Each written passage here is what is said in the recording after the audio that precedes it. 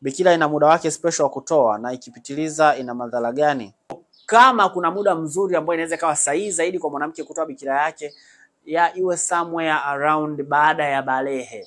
Baada ya balehe. Not exactly miaka 14, lakini ikishafikia miaka 18 inaweza kawa ni muda mzuri zaidi wewe kuanza kushiriki tendo.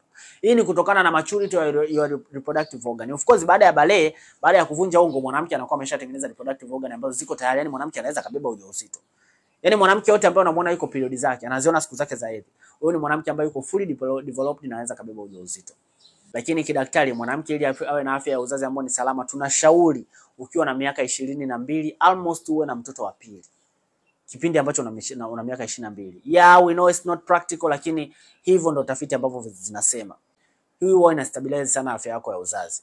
Lakini tunashauri at least miaka 18, 19, 20 inakuwa ni salama kwa mtu kubeba ujauzito. Kitu kizuri au kitu ambacho tunashauri zaidi ni kwamba sex at an early age huwa inaongeza riski ya mwanamke kupata kansa ya mlango wa kizazi. Kwa hiyo hata kuanza kushiriki tendo katika umri mdogo kunaongeza hatari sana ya mwanamke kupata kansa ya mlango wa kizazi, kwa sababu reproductive structures zinaweza zikawa haziko fully developed. Kwa mwanaume anapokuwa anaingia anaweza kawa anaugonga sana ule mlango wa kizazi, kwa anasababisha recurrent traumatization, ile michubuko, na kibaya ni kwamba mlango wa kizazi hauna mishipa ya nerve. Kwa mtu anaweza kawa anapata michubuko na vidonda hajui, baada hivyo vidonda na michubuko vinakuja kubadilika kuwa kansa. Kwa kama kuna umri mzuri ambao ni salama kwa mwanamke kutoa bikira, ningeshauri kuanzia miaka 18 and above.